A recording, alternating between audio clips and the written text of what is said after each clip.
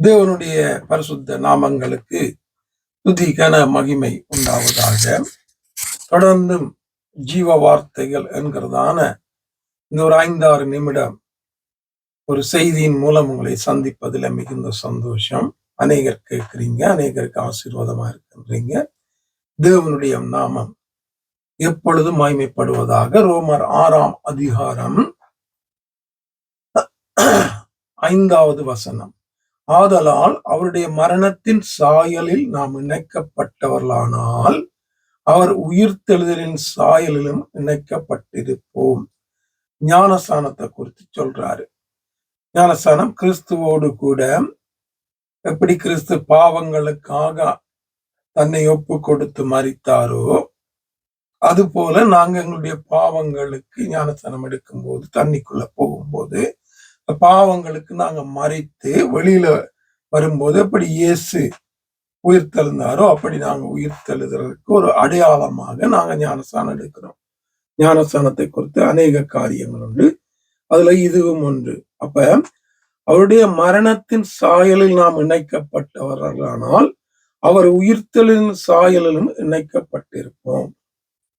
அவரோடு கூட அந்த உயிர்த்தெழுதல் சாயல் என்கிறதான ஒரு காரியத்தை இங்க அவர் சொல்லுகிறாரு. யாரெல்லாம் உயிர்த்தெழுதல நியாயப்பிரமாணத்துல மன்னிக்கணும், அங்கே ஆண்டவருடைய நியாய தீர்ப்புல தப்பி தேவனோடு கூட வாழுகிறோமோ அவர்களுக்கு அந்த உயிர்த்தெழுதல் ஒரு சாயல் கொடுக்கப்படுகிறது. ஆண்டவர் பரலோகத்திற்கு மரித்து உயிர்த்தெழுந்து 43 நாட்கள் இந்த பூமியிலே தன்னுடைய சீசரோடு சஞ்சரித்து இந்த பரலோகத்துக்கு எடுத்துக்கொள்ளப்படும் போது அந்த சாயல்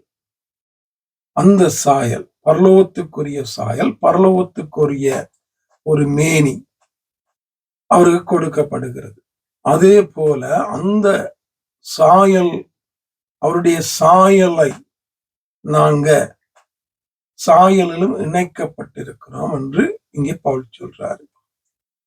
அப்ப ஒரு மனுஷன் ஞானஸ்நானம் எடுக்கிறது பெரிய காரியம் அல்ல. இந்த ஞானஸ்நானத்தை என்னென்று விளங்கி அதன்படி தான் எப்படி வாழணும் என்று விளங்கி அதன்படி வாழ்ந்து அவருடைய சாயலில இணைக்கப்படுவதுதான் முக்கியமான ஒரு காரியம். அதுக்குதான் ஆண்டவர் வந்தார். அதுக்குதான் நாங்க ஆண்டவர்கிட்ட சொல்றோம், ஆண்டவரே நாங்க இனி நீங்க பாவத்துக்கு மறித்தது போல நாங்களும் மறிக்கிறோம், இனி நாங்க பாவம் செய்ய மாட்டோம். ஞானஸ்நானம் எடுக்கும்போது நாங்க தேவனோடு செய்கிற ஒரு உடன்படிக்கை. அப்படிப்பட்ட நாங்க அநேகர் தினமும் என்னுடைய வாழ்க்கையில உங்களுடைய வாழ்க்கையில அநேக பலவீனங்கள் பாவங்கள் உண்டு. இது இருந்து கொண்டேதான் இருக்க போகிறது. ஆனாலும் அதுல இருந்து கொஞ்சம் கொஞ்சமாக நாங்க வெளியில வர வேண்டிய ஒரு காரியம் உண்டு. மரிப்பதற்கு முன்னோ அல்லது இயேசு வருவதற்கு முன்னமோ எங்களை அவருடைய சாயலாக மாற்ற வேண்டிய ஒரு காரியம் உண்டு. அங்கே பரலோகத்திற்குரிய ஒரு சாயல, பரலோகத்துக்குரிய ஒரு வாழ்க்கை நாங்க வாழும் போதுதான் அங்கே போக முடியும். நல்லா கவனிக்கணும்.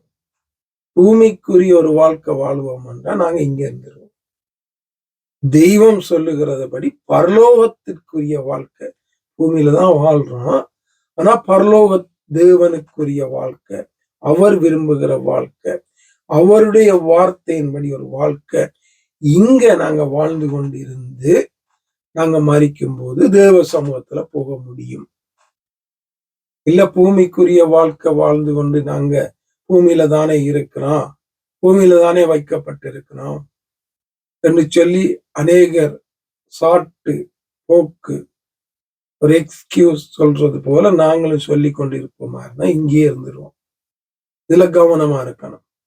அவருடைய சாயலாய் மாறும்படி அந்த அதிகாரத்தை பெற்றுக் கொண்டிருக்கிற நாங்க அந்த சாயலுக்குரிய ஒரு வாழ்க்கை வாழ்ந்து அந்த தெய்வத்தோடு கூட அந்த பரலோகத்திற்குரிய அந்த சாயல்ல இணைக்கப்பட்டு நாங்க வாழ தொடர்ந்து ஆவியானவர் எனக்கும் உங்களுக்கும் உதவி செய்து வழி நடத்துவாராக.